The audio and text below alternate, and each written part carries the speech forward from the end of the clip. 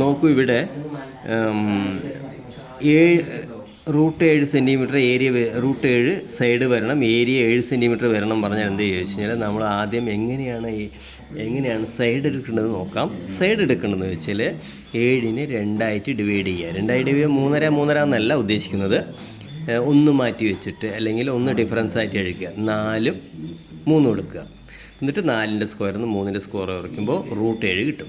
ഇനി 11 ഏരിയ വരണമെങ്കിൽ അതേപോലെ തന്നെ 2ആയിട്ട് ഡിവൈഡ് ചെയ്യുക. 1 ഡിഫറൻസിൽ ഡിവൈഡ് ചെയ്യണം കേട്ടോ. അപ്പോൾ 6ഉം 5ഉം വരും. 6 എവിടെയിടുമെന്ന് വെച്ചാൽ ഹൈപ്പോട്ടിനസിൻ്റെ ഭാഗത്തിടണം. 5 എവിടെയാണ്? ബേസിൻ്റെ ഭാഗത്തിടണം. അപ്പോൾ 6ൻ്റെ സ്ക്വയറിൽ നിന്ന് 5ൻ്റെ സ്ക്വയർ കുറയ്ക്കുമ്പോൾ 11 കിട്ടും. ഇനിയിപ്പോൾ 21 സെൻറ്റിമീറ്റർ സ്ക്വയർ ഏരിയ വരണം. അതും ഇതേപോലെ തന്നെയാണ് ചെയ്യേണ്ടത്. എന്താണ് ചെയ്യേണ്ടത്? 21നെ 2ആയിട്ട് ഡിവൈഡ് ചെയ്യുക. 2ആയിട്ട് ഡിവൈഡ് കഴിഞ്ഞാൽ ഈക്വൽ അല്ല, 1 ഡിഫറൻസിൽ ഡിവൈഡ് ചെയ്യുക. എന്ന് വെച്ചാൽ അതായത് 11ഉം 10 കൊടുക്കുക. 11ൻ്റെ സ്ക്വയറിൽ നിന്ന് 10ൻ്റെ സ്ക്വയർ കുറയ്ക്കുക. 11ൻ്റെ സ്ക്വയർ